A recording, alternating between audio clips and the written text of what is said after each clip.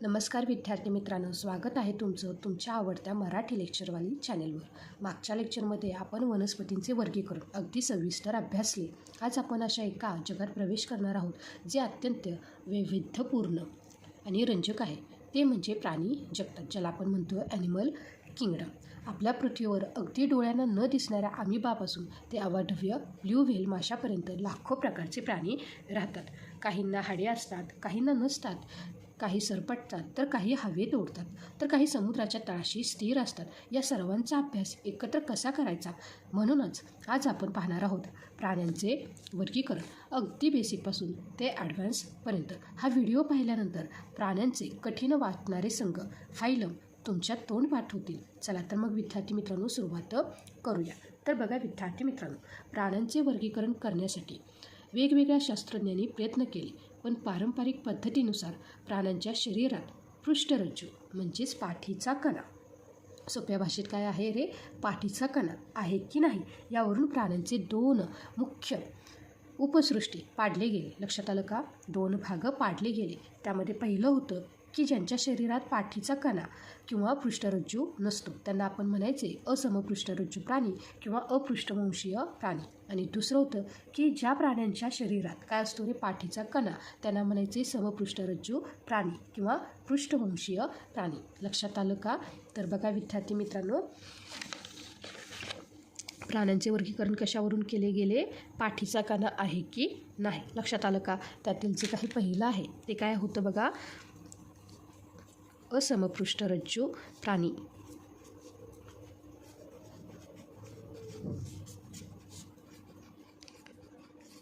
ज्याला आपण काय म्हणतो बघा, नॉन कॉर्डेट्स.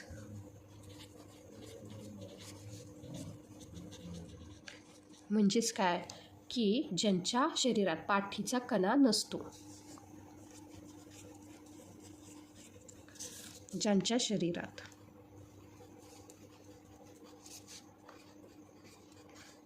पाठीचा कणा नसतो. लक्षात आलं का? आणि असमपृष्ठरज्जू प्राण्यांना अपृष्ठवंशीय प्राणी असेही म्हणतात. त्यासोबतच जे काही दुसरं आहे ते आहे बघा समपृष्ठरज्जू प्राणी. काय आहे बघा, समपृष्ठरज्जू प्राणी, ज्याला आपण म्हणायचे कॉर्डेट्स.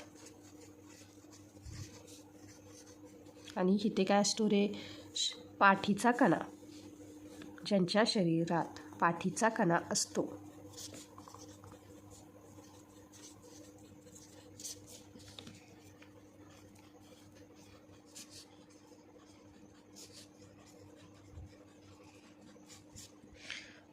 आता बघा, जी काही नवीन वर्गीकरण पद्धतीमध्ये म्हणजे जे काही रॉबर्ट व्हिटाकर यांच्या पंचसृष्टीवर आधारित आहे. लक्षात आलं का? आता रॉबर्ट व्हिटाकर यांची कोणती पंचसृष्टी आहे तर तुम्हाला ती समजून घ्यायची असेल तर जे काही आपल्या चॅनेलवर वनस्पतीचे वर्गीकरण हा जो काही भाग अपलोड झाला आहे तिथेही जी काही संकल्पना आहे ती सांगितली आहे, तर ती एकदा नीट समजावून घ्या. म्हणजेच काय विद्यार्थी मित्रांनो, आता बघा जी काही रॉबर्ट व्हिटाकर यांनी काय केलं, प्राण्यांचे वर्गीकरण करताना कोणकोणत्या गोष्टी घेतल्या तर बघा की त्या प्राण्यांच्या शरीराची रचना कशी आहे, त्यासोबत त्यांचं रचनात्मक संघटन म्हणजे लेवल ऑफ ऑर्गनायझेशन, शरीराची सममिती म्हणजे सिमेट्री आणि देहगुहा म्हणजे बॉडी कॅव्हिटी, हे काय केले रे, निकष लक्षात घेतले आणि त्यानुसार प्राण्यांचे काय केले रे, वर्गीकरण केले. काय काय आहे बघा की रॉबर्ट व्हिटाकर यांनी काय केलं बघा, शरीराची रचना,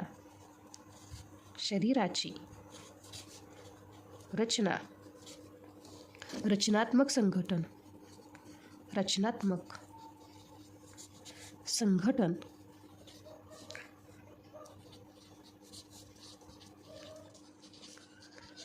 लेवल्स ऑफ ऑर्गनायझेशन,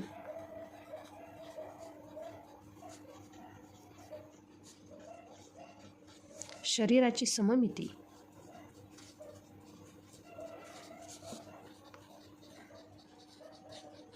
ज्याला आपण सिमेट्री,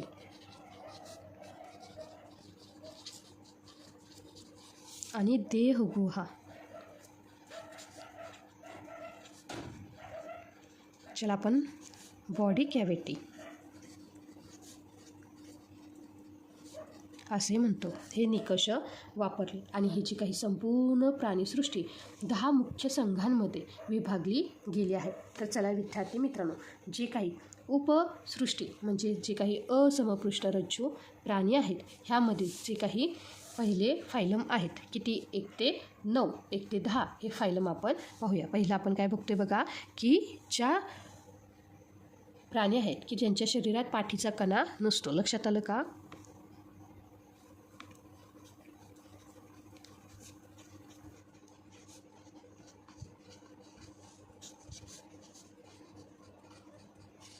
त्यातील हे पहिले 10 संघ आहेत. लक्षात आलं का?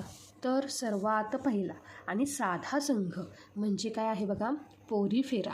आता पोर म्हणजे काय रे, तर छिद्र. या प्राण्यांच्या संपूर्ण शरीरावर हे जे काही तुम्हाला टिपके दिसतात हे काय आहेत रे, असंख्य लहान छिद्रे आहेत. त्यांना आपण म्हणायचे ऑस्टिया. आणि वरच्या बाजूला हे जे काही एक मोठे छिद्र असते त्याला ऑस्क्युलम म्हणतात. हे प्राणी मुख्यतः समुद्रात आढळतात आणि ते जे काही जमीन किंवा खडकाला घट्ट चिकटलेले असतात, म्हणजेच ते हालचाल करू शकत नाही, ज्याला आपण काय म्हणतो रे, सेडेंटरी. लक्षात आलं का? आणि यांचे शरीर स्पंजसारखे असते. लक्षात आलं का? आता हे जे काही उदाहरण तुम्हाला दिलेले आहे हे उदाहरण आहे सायकॉनचं. त्यासोबतच जे काही आणखी उदाहरणे आहेत ते बघा, युस्पंजिया किंवा हायलोनेमा. लक्षात आलं का? तर जे काही रंध्रीय प्राणी त्यांना काय म्हणायचे बघा, रंध्रीय प्राणी, फायलम पोरीफेरा. लक्षात आलं का? तर ह्यातील वैशिष्ट्य आपण लिहून घेऊया. काय आहेत बघा, की पोर म्हणजे छिद्र. लक्षात आलं का? पोर म्हणजे छिद्र, पोरीफेरा म्हणजेच काय, छिद्र. आता बघा, जे काही असंख्य लहान छिद्रे बघा, लहान छिद्रांना काय म्हणायचं आहे, ऑस्टिया. लहान छिद्रांना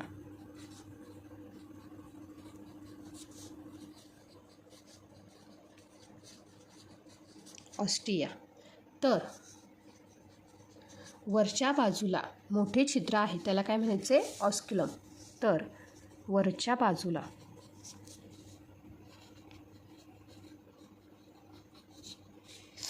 एक मोठे छिद्र, हे जे काही छिद्र आहे बघा, एक मोठे छिद्र त्याला काय म्हणायचे बघा, ऑस्क्युलम.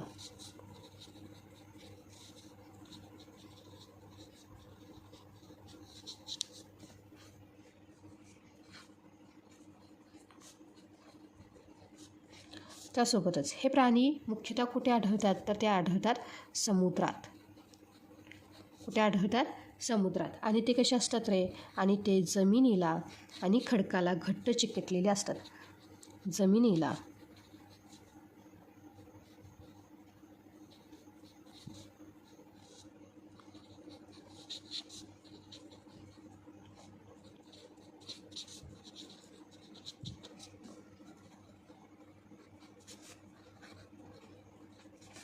घट्ट चिकटलेले असतात.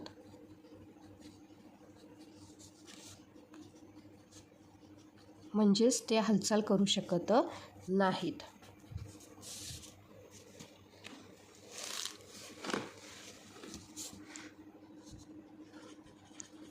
म्हणजेच ते हालचाल करू शकत नाहीत.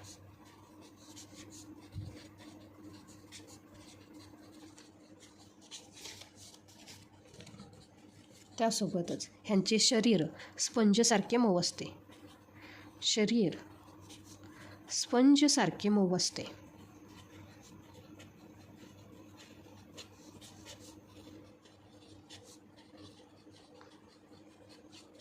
आणि ह्याचे उदाहरणं काय काय आहे बघा, हे ते काय आहे, सायकॉन. काय आहे बघा, सायकॉन, युस्पंजिया,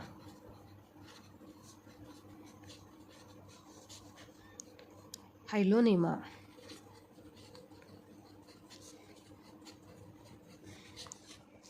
हे झालं जे काही असमपृष्ठरज्जू प्राण्यामधील पहिला. लक्षात आलं का संघ?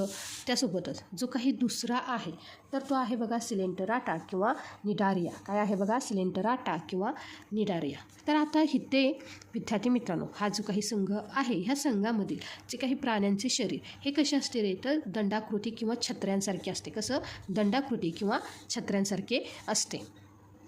शरीर दंडाकृती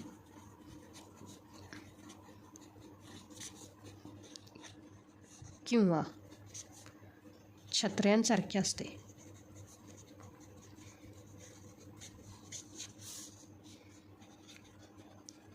आता बघा, ह्यांचे जे काही तोंडाभोवती हे जे काही तुम्हाला लांब धाग्यांसारखे शुंडके, ज्यांना टेक्टॅकल्स असतात, काय म्हणतात रे? टेक्टॅकल्स. लक्षात आलं का? ह्याला काय म्हणायचे बघा? शुंडके. यांच्या तोंडाभोवती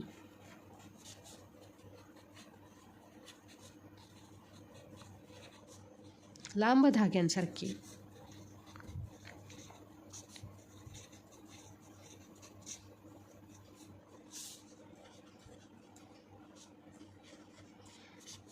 शुंडके असतात. शुंडके म्हणजेच काय? टेंटॅकल्स. आता बघा, हे जे काही शुंडके आहेत, ह्या शुंडकांचा वापर ते भक्ष्य पकडण्यासाठी आणि स्वतःच्या संरक्षणासाठी करतात. काय सांगितलं बघा? शुंडकांचा वापर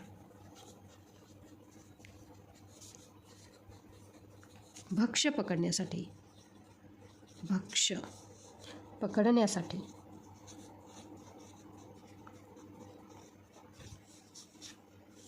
आणि स्वतःच्या संरक्षणासाठी करतात. आणि स्वतःच्या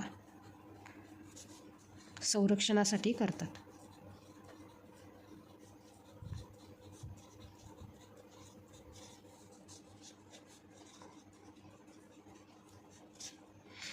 तर बघा विद्यार्थी मित्रांनो, यांच्याकडे काय असतात रे? डंकपेशी असतात.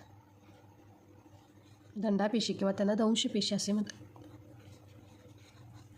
यांच्याकडे दंशपेशी असतात,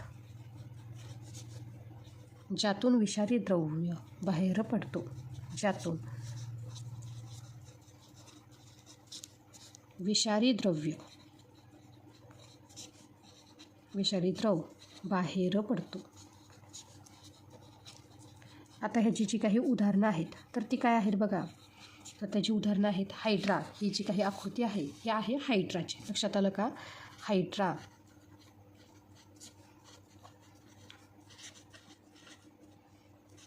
जेलीफिश, प्रवाळ. काय आहे बघा? प्रवाळ, ज्याला आपण काय म्हणतो? कोरल्स. लक्षात आलं का विद्यार्थी मित्रांनो? ही काय होती? सिलेंटराटा किंवा निडारिया ह्या संघातील जे काही वनस्पतींची वैशिष्ट्ये. आता जे काही पुढील जो काही संघ आहे तो आहे बघा चपट्या कृमींचा संघ. आणि हा फायलम आहे त्याला काय म्हणायचे बघा? प्लॅटीहेल्मिंथेस. लक्षात आलं का? आता बघा विद्यार्थी मित्रांनो, आता जे काही नावाप्रमाणेच म्हणजेच काय आहे रे? यांचे शरीर पानासारखे किंवा पट्टीसारखे कसे असते रे? चपटे असते. काय सांगितलं बघा? नावाप्रमाणेच शरीर पानासारखे किंवा पट्टीसारखे चपटे असते. किंवा पट्टीसारखे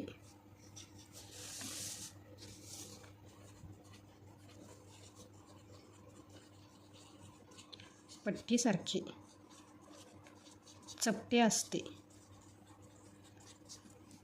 त्यासोबतच हे बहुधा अंतःपरजीवी असतात, म्हणजेच दुसऱ्या सजीवांच्या शरीराच्या आत राहतात. लक्षात आलं का? अंतःपरजीवीला आपण एंडोपॅरासाइट असे म्हणतो. काय सांगितलं बघा? हे अंतःपरजीवी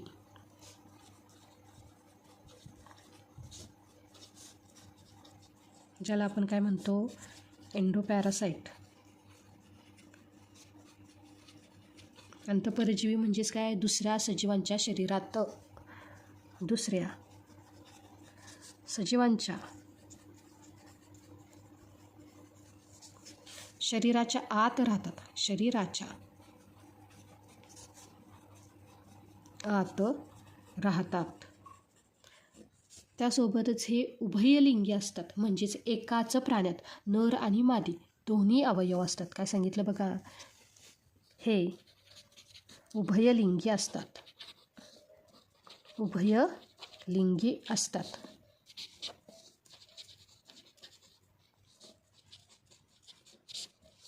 म्हणजेच काय विद्यार्थी मित्रांनो? एकाच प्राण्यात नर आणि मादी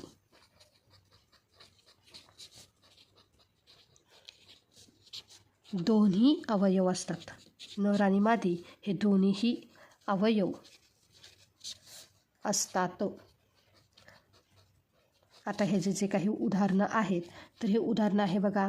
इथे आहे तो प्लॅनेरिया. काय आहे बघा, इथे आहे तो प्लॅनेरिया. हा आहे लिव्हर फ्लूक, ज्याला मराठीमध्ये काय म्हणायचे, यकृत कृमी. काय म्हणायचे बघा, लिव्हर फ्लूकला म्हणायचे यकृत कृमी. त्यासोबतच पुढे आहे टेपवॉर्म, ज्याला म्हणायचे पट्टीकृमी. काय म्हणायचे, पट्टीकृमी. तर बघा विद्यार्थी मित्रांनो, आता पुढील जो काही संघ आहे तो आहे बघा गोलकृमीचा संघ, ज्याला काय म्हणायचे बघा फायलम ॲसेहेल्मिंथिस. लक्षात आलं का? आता ह्यामधील जे काही प्राणी आहेत तर ह्या प्राण्यांचे शरीर लांबट असते, त्यासोबतच बारीक धाग्यासारखे किंवा नळ कांड्यासारखे गोल असते. काय आहे बघा ह्याची वैशिष्ट्ये, शरीर कसे असते बघा, शरीर लांबट, बारीक धाग्यांसारखे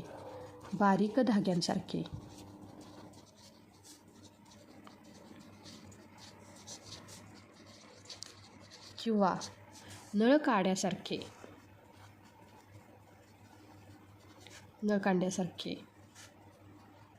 गोल असते. कशी असते बघा, गोल असते. त्यासोबतच शरीरावर दोन्हीही टोके ही कशी असतात रे, टोकदार असतात. दोन्ही टोके टोकदार असतात.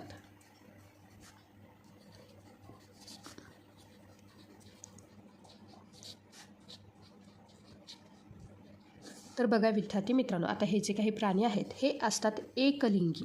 काय असतात रे, एकलिंगी असतात.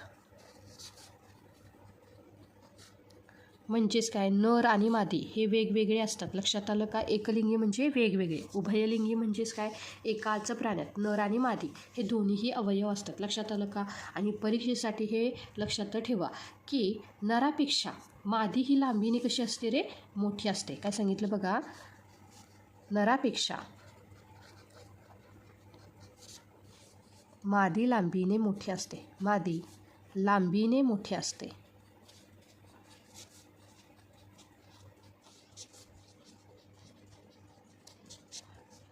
आता इथे जे काही उदाहरण तुम्हाला दिलेले आहे तर हे आहे आपल्या पोटातील जंत. लक्षात आलं का? तर हे काय आहे रे, हा आहे मेल, हा आहे नर आणि हे आहे मादी. लक्षात आलं का? पोटातील जंतला आपण काय म्हणायचं, ॲस्कॅरिस. लक्षात आलं का? उदाहरणार्थ हे काय आहे बघा, पोटातील जंत. त्यासोबतच दुसरं उदाहरण आहे बघा, हत्तीपाय रोगाचा जंत. हत्तीपाय रोगाचा जंत.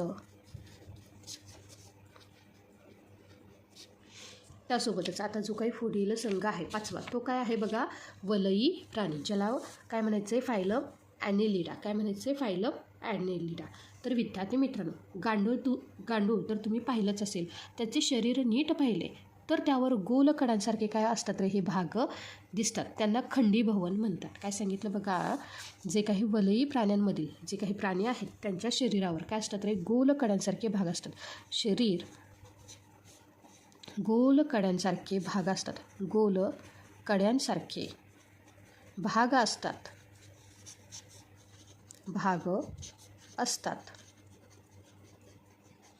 त्यांना काय म्हणायचे बघा, खंडीभवन. त्यांना काय म्हणायचे, खंडीभवन. आकृतीमध्ये हे तुम्हाला दिसत असेल. हे काय आहेत रे, की हे काय असतात रे, गोल कड्यांसारखे भाग. आणि खंडीभवनला इंग्रजीमध्ये म्हणतात मेटामेरिक सेगमेंटेशन. Metameric segmentation.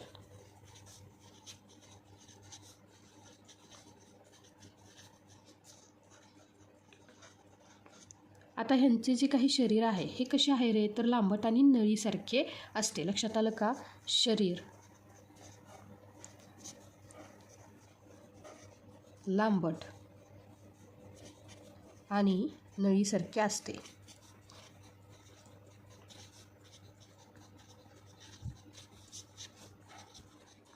त्याचसोबत बघा विद्यार्थी मित्रांनो, ह्यांची जी काही उदाहरणे आहेत ते हे आहे उदाहरण गांडूळ. हे जे काही चित्र मी काढलेलं आहे ते काय आहे बघा, गांडूळ, जळू, नेरीस. उदाहरण काय आहे बघा, गांडूळ. गांडूळला आपण काय म्हणतो, अर्थवर्म. लक्षात आलं का? लीच म्हणजे जळू. नेरीस लक्षात आलं का? ही कशाची आहेत रे? वलयी प्राण्यांची. त्यासोबतच आता पुढील जे काही प्राण्यांचा संघ आहे तर तो आहे बघा संधिपात प्राणी संघ. लक्षात आलं का? ज्याला काय म्हणायचं, फायलम आर्थ्रोपोडा. तर विद्यार्थी मित्रांनो, हा प्राणीसृष्टीमधील सर्वात मोठा संघ आहे. लक्षात आलं का? हा काय आहे बघा, सर्वात मोठा संघ आर्थ्रोपोडा. आता आर्थो म्हणजे काय रे, तर सांधलेले, आणि पोडा म्हणजे पाय. लक्षात आलं का? म्हणजे ज्या प्राण्यांना सांधलेले पाय असतात ते यात येतात. सांधलेले पाय म्हणजे काय, जॉईंटेड लेग. लक्षात आलं का? इथे बघा मी सांगते, आर्थो म्हणजे सांधलेले, आर्थो म्हणजे सांधलेले, आणि पोडा म्हणजे पाय. म्हणजेच काय सांगितले, सांधलेले पाय.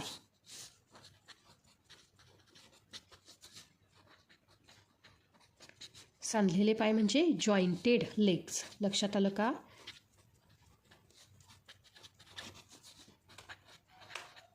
आता बघा ह्यांचे शरीर हे कठीण ह्यानं बनलेलं असतं. लक्षात आलं का? उदाहरणार्थ काय आहे बघा, झुरळ, खेकडा, कोळी, मधमाशी, फुलपाखरू. लक्षात आलं का?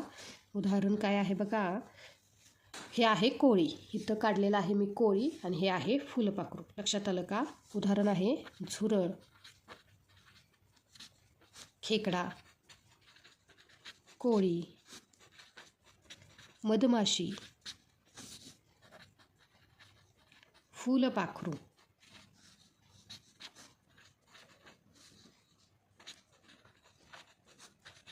त्यासोबतच आता जो काही पुढील संघ आहे तो काय आहे बघा, मृदुकाय प्राणी संघ, ज्याला म्हणायचं फायलम मोल्युस्का. लक्षात आलं का? आता ही जी काही आकृती आहे ही आहे ऑक्टोपसची. काय आहे बघा, ऑक्टोपस. तर विद्यार्थी मित्रांनो, आता मोलुस्का संघातील या प्राण्यांचे शरीर कसे असते रे, अत्यंत मऊ आणि बुळबुळीत असते.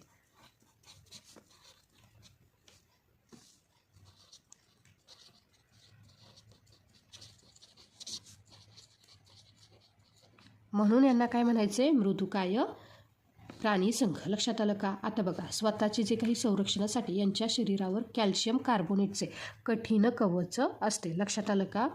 स्वतःच्या संरक्षणासाठी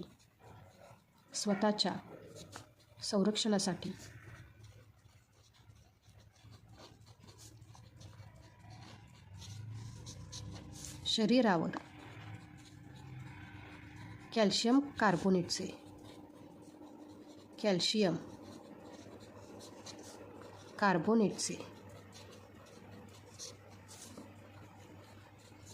कठीण कवच असते. काय असते बघा, कठीण कवच असते. जसे गोगलगाईवर असते. लक्षात आलं का विद्यार्थी मित्रांनो? पण लक्षात ठेवा की हा जो काही ऑक्टोपस आहे हा असा मृदुकाय प्राणी आहे ज्याला बाह्य कवच नसते. लक्षात आलं का? ऑक्टोपसला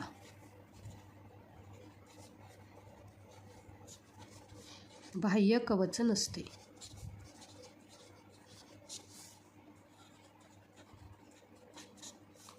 आता उदाहरण काय काय आहे बघा, की जे काही कठीण कवच असते ते असते गोगलगाय, शिंपला, ऑक्टोपस.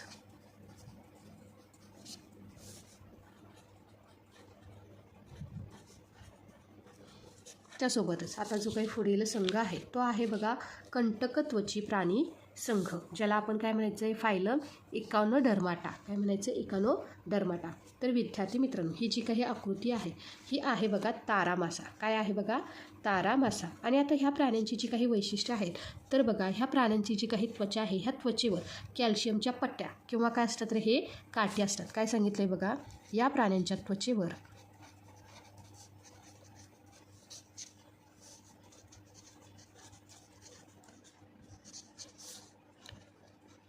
काटे आणि कॅल्शियमच्या पट्ट्या असतात. काय असतात बघा? कॅल्शियमच्या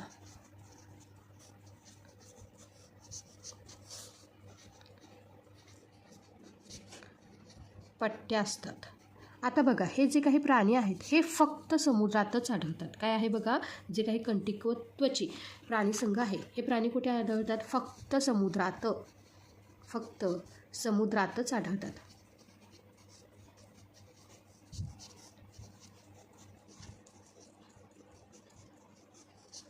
तर बघा विद्यार्थी मित्रांनो,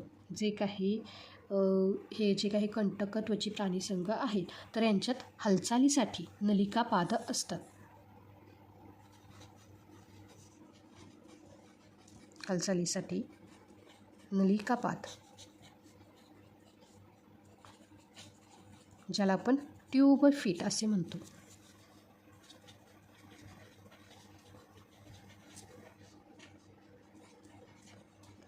त्यासोबतच यांच्यात रिजनरेशन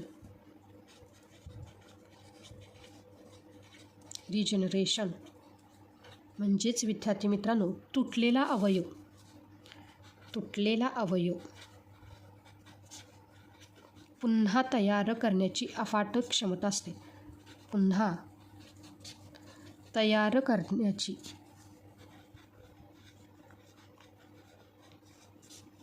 अफाट क्षमता असते.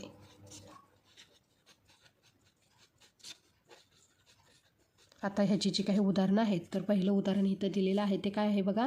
तारा मासा. त्यासोबतच काय आहे बघा? Sea urchin. काय आहे? Sea urchin.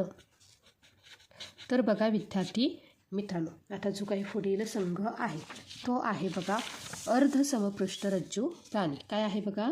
अर्धसमपृष्ठरज्जू प्राणी, ज्याला आपण काय म्हणायचं आहे? फायलम हेमिकॉर्डाटा. काय म्हणायचं आहे? फायलम हेमिकॉर्डाटा.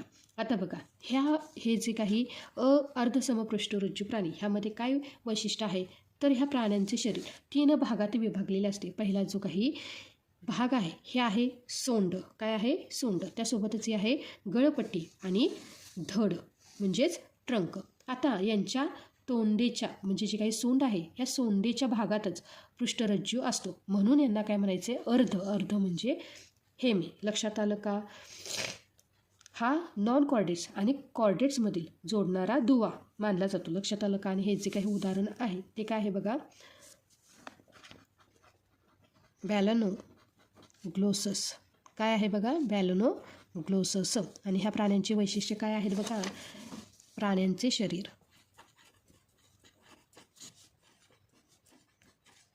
3 भागात विभागलेले असते. 3 भागात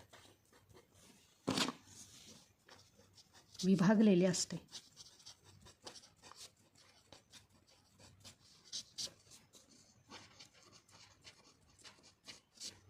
कोणते 3 भाग आहेत तर पहिला आहे सोंड,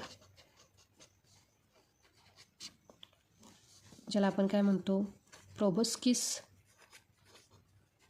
त्यानंतर गळपट्टी, ज्याला आपण काय म्हणतो? कॉलर.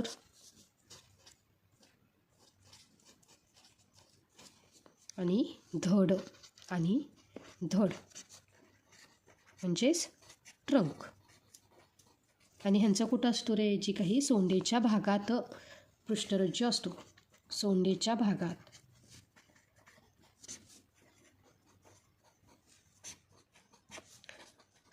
पृष्ठरज्जू असतो.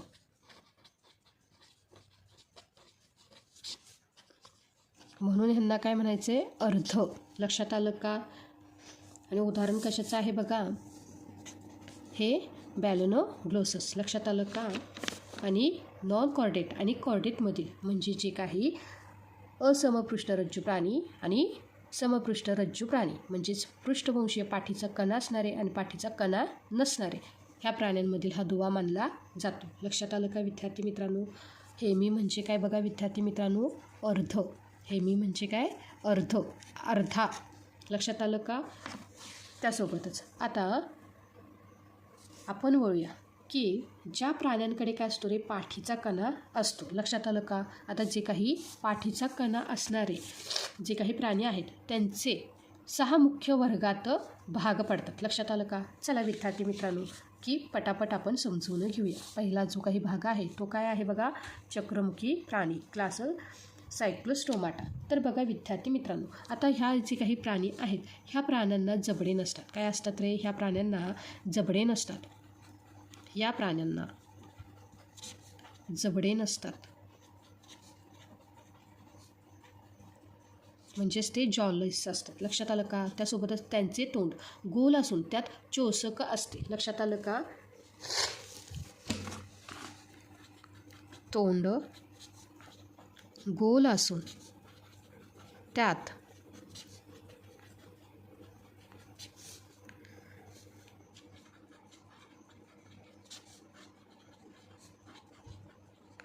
चोषक म्हणजेच काय, ते शोषून घेतात. लक्षात आलं का?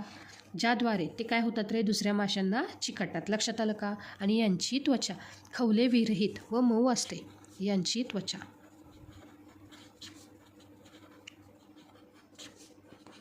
खवले विरहित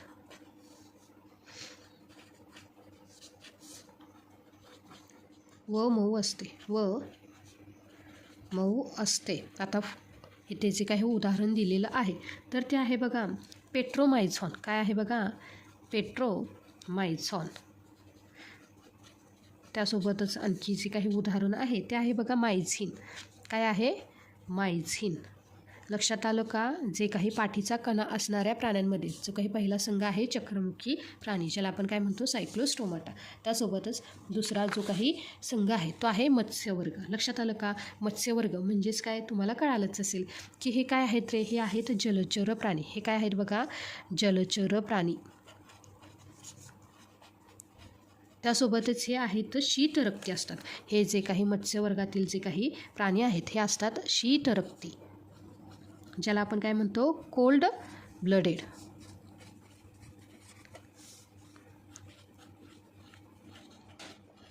म्हणजेच काय की वातावरणासारखे यांचे तापमान बदलू शकते. लक्षात आलं का? श्वसनासाठी त्यांच्याकडे काय असतात रे, की कल्ले असतात आणि पोहण्यासाठी काय असतात रे, पर असतात. इकडे काय असतात रे, कल्ले. लक्षात आलं का?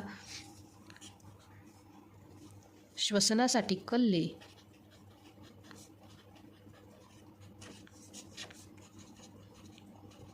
ज्याला आपण काय म्हणतो, गिल्स, आणि पोहण्यासाठी पर असतात. आणि पोहण्यासाठी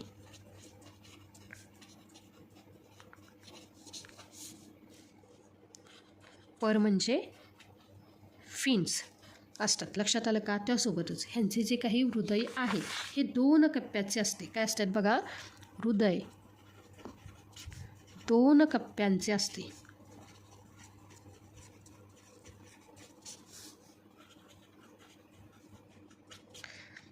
उदाहरणार्थ काय काय आहे बघा, की शार्क मासा, रोहू.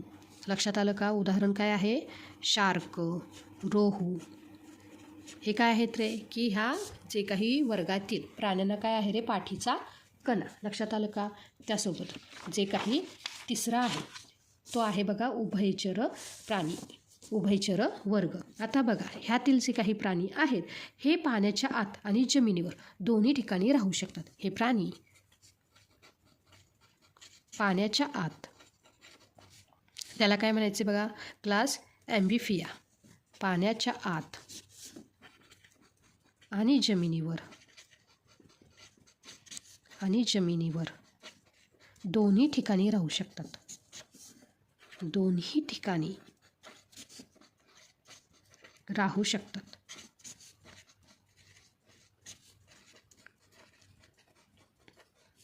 आता बघा यांच्या त्वचेवर खवले नसतात. त्वचा ओलसर असते कारण ते त्वचेद्वारेही श्वसन करतात. काय सांगितले बघा, त्वचा ओलसर असते.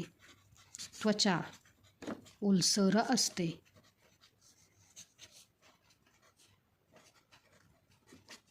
कारण का, ते त्वचेद्वारेही श्वसन करतात. ते त्वचेद्वारेही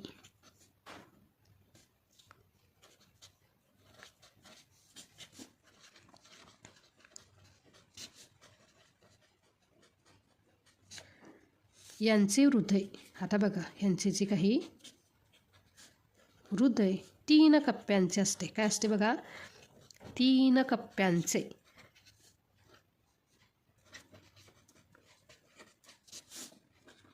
उदाहरणार्थ काय आहे बघा, बेडूक, तोड, सॅलॅमेंडर, बेडूक, तोड, सॅलॅमेंडर. लक्षात आलं काय विद्यार्थी मित्रांनो? त्यासोबतच पुढील जे काही संघ आहे तो काय आहे बघा, सरपटणारे प्राणी. तर बघा, हे जमिनीवर सरपटणारे पहिले खरे भूचर प्राणी आहेत. लक्षात आलं का? आता बघा, यांची जी काही त्वचा आहे ही कोरडी आणि खवलेयुक्त असते. यांची त्वचा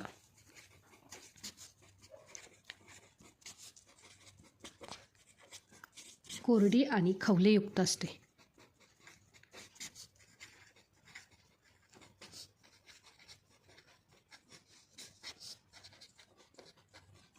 आता हे देखील काय आहेत बघा, शीतरक्ती आहेत. काय आहेत? शीतरक्ती आहेत. आता बघा, यांचे हृदय 4 कप्प्यांचे असते. किती? 4 कप्प्यांचे.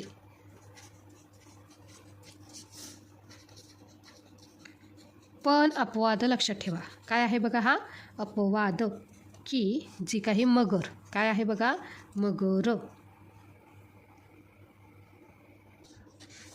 यांचे हृदय 4 अपूर्ण कप्प्यांचे असते. काय असते बघा, अपूर्ण. आणि जी काही मगर आहे ह्या मगरीचे हृदय कसे असते रे, पूर्ण 4 कप्प्यांचे. काय असतात रे, पूर्ण 4 कप्प्यांचे. लक्षात आलं का? हे परीक्षेसाठी प्रश्न पडतो. आता बघा, हे जे काही सरपटणाऱ्या प्राण्यांची जी काही उदाहरणे आहेत ती काय आहेत बघा, पाल, साप, कासव, सरडा. त्यासोबतच आता जे काही पुढील संघ आहे तर तो काय आहे बघा, पक्षी वर्ग. तर बघा, ह्या वर्गातील प्राण्यांची जी काही वैशिष्ट्ये आहेत ती काय आहेत बघा, हे प्राणी हवेत उडण्यासाठी अनुकूलित झालेले असतात आणि यांचे पुढचे पाय पंखात रूपांतरित होतात. बघा, हवेत उडण्यासाठी अनुकूलित झालेले असतात.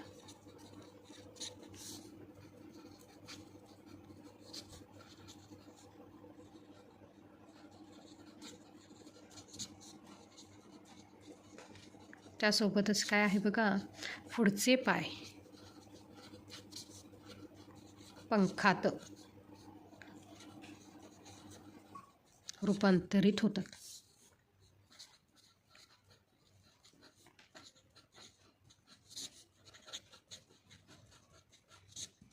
त्यासोबतच उष्ण रक्ती असतात. कसे असतात बघा, हे उष्ण रक्ती असतात. म्हणजेच ह्यांच्या शरीराचे जे काही तापमान आहे हे स्थिर राहते. लक्षात आलं का? शरीराचे तापमान स्थिर राहते.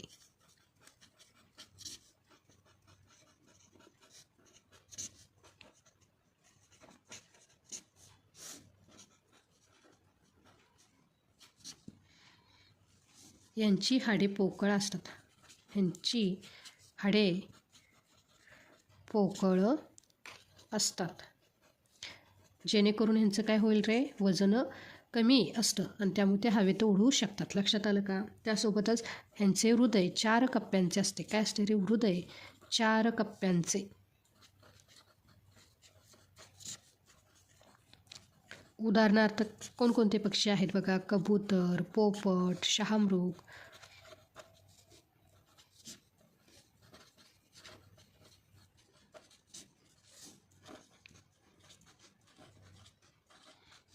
तर बघा विद्यार्थी मित्रांनो, आता जे काही पाठीचा कणा असणारे जे काही शेवटचा संघ आहे तो आहे बघा स्तनधारी प्राणी, किंवा त्याला आपण सस्तन प्राणी असेही म्हणतो. लक्षात आलं का? आणि हा प्राण्यांमधील सर्वात विकसित वर्ग आहे. काय आहे बघा, सर्वात विकसित वर्ग आहे. काय आहे बघा, सर्वात विकसित वर्ग आहे.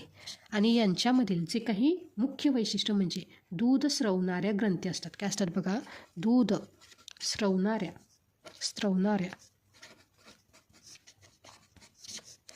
ग्रंथी असतात. लक्षात आलं का? यांच्या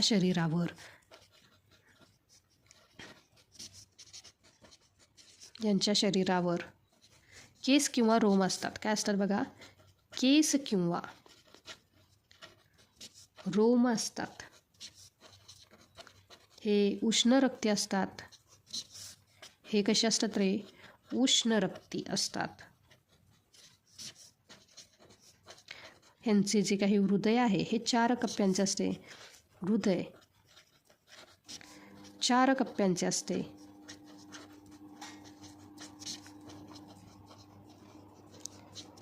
आता ह्यामध्ये सुद्धा अपवाद आहे. तर काय आहे बघा? तर अपवाद हे आहे वटवाघूळ. काय आहे बघा? वटवाघूळ हवेत उडते. त्यानंतरनं व्हेल मासा पाण्यात राहतो, तरीही ते पक्षी किंवा मासे नसून स्तनधारी आहेत, म्हणजे ते सस्तन आहेत. लक्षात आलं का? अपवाद काय आहे? वटवाघूळ. वटवाघूळ काय आहे रे? पक्षी. त्यासोबतच व्हेल मासा हा काय आहे रे? मासा. पण तरीही ते काय आहेत रे? सस्तन प्राणी, म्हणजे ज्यांना काय असतात रे? दूध स्त्रवणाऱ्या ग्रंथी. लक्षात आलं का? आणि ह्याचे उदाहरण काय आहे बघा? मानव, गाय, वाघ, वटवाघूळ, व्हेल मासा. लक्षात आलं का? तर विद्यार्थी मित्रांनो, आता तुमच्या मनात आलंच असेल की आपण अमिबा किंवा पॅरामेशियम ह्यांची तर नावं घेतलीच नाही, म्हणजे ते आधीजीव आहेत ना, ज्याला आपण काय म्हणतो बघा? प्रोटोझोआ. तर विद्यार्थी मित्रांनो, लक्षात ठेवा, अमिबा हा एकपेशीय प्राणी सजीव आहे आणि आधुनिक विज्ञानानुसार ही जी काही प्राणीसृष्टीमध्ये फक्त आपण काय करतो रे? बहुपेशीय प्राण्यांचाच अभ्यास करतो. म्हणून जे काही पहिला संघ होता प्रोटोझोआला आता प्राणीसृष्टीमध्ये न ठेवता सृष्टी प्रोटिस्टामध्ये ठेवले गेले आहे. लक्षात आहे का विद्यार्थी मित्रांनो? तर विद्यार्थी मित्रांनो, आज आपण काय केलं? ही जी काही संपूर्ण प्राणीसृष्टीचे जे काही वर्गीकरण आहे, हे वर्गीकरण अगदी मुळापासून अभ्यासलेले आहे. म्हणजे बघा, हे जे काही पाठीचा कणा नसणारे 1, 2, 3, 4, 5, 6, 7, 8 आणि हे 9 संघ काय आहे बघा? 9 संघ. लक्षात आलं का? आणि जो काही 10वा संघ आहे तो काय आहे रे? तर पाठीचा कणा असलेले. असे एकूण मिळून काय आहे रे? 10 संघ यांचा आपण आज अभ्यास केला. तर विद्यार्थी मित्रांनो, तुम्हाला विज्ञानाचा हा भाग सोपा वाटला की नाही मला कमेंट करून नक्की सांगा. तुमच्या संपूर्ण संकल्पना स्पष्ट झाल्या असतील तर व्हिडिओला आत्ताच लाईक करा आणि तुमच्या मित्रांसोबत शेअर करा. अशा सोप्या आणि सविस्तर लेक्चरसाठी आपल्या मराठी लेक्चरवाली चॅनेलला सबस्क्राईब करायला विसरू नका. अभ्यास करत राहा. धन्यवाद.